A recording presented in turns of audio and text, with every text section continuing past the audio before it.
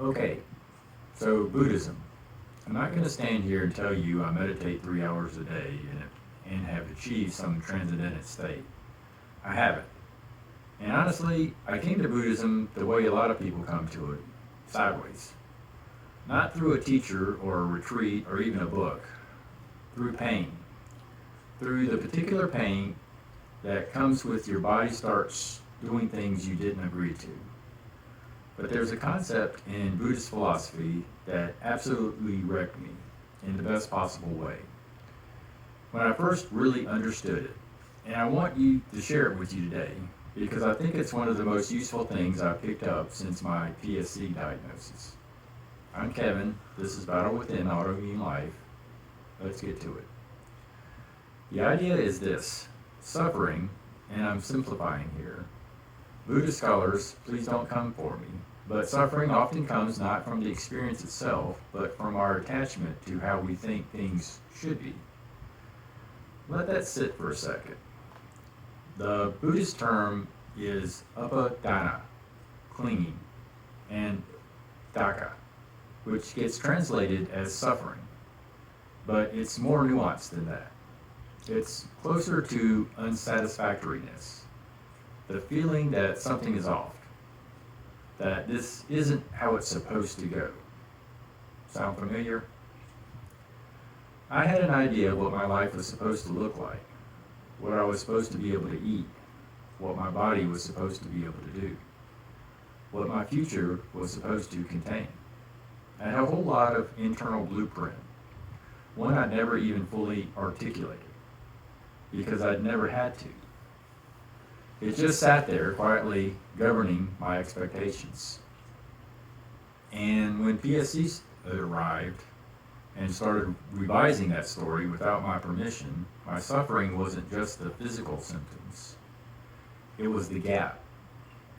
The gap between reality and the story I was telling myself about what reality should be. Buddhism calls this attachment. And the letting go of it is not about pretending things are fine. It's not about performing positivity or slapping a smile over a real pain. It's not spiritual bypassing. It's not toxic positivity in a robe. It's about releasing the grip on the supposed to. It's about asking, what is actually here, right now, that I can work with? And the answer, always, even on the hard days, is more than nothing. More than nothing. And often, more than you think. That's not a small thing. That's the whole thing. There's also a Buddhist concept of impermanence, Anicca. Everything changes, including disease, including you. The person who got this diagnosis is not the same person you are today. They couldn't be. You've been through things since that day. You've learned things. You've adapted. Even when it didn't feel like adapting. Even when it felt like just barely surviving. That counts. And the person you are today will not be the same person you are in 5 years. I choose to find this liberating because it means this moment, right now, is exactly what it is. Nothing more, nothing less, and it will shift. I have a mantra I use in relation to this: adapt or die. I know that can sound scary, but I don't hear it as a threat. I hear it as permission. Permission to respond to whatever gets thrown at me. Permission to be someone who finds a way instead of someone who is locked into a one way that no longer works. Impermanence isn't a loss, it's a door. There's another concept I want to introduce you to, Mudita.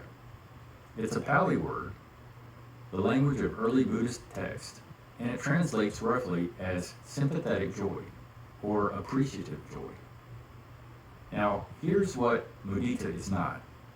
It's not forced positivity. It's not telling yourself everything is great when it isn't. It's not a highlights reel. Mudita is finding genuine happiness in what is good, even when everything isn't what you wanted. It's the opposite of scarcity thinking. It's abundance thinking. It's not in a hustle culture, motivational poster kind of way. It's quieter than that, more honest. It doesn't require you to have everything. It doesn't require you to perform gratitude for an audience. It just asks you to notice what you have.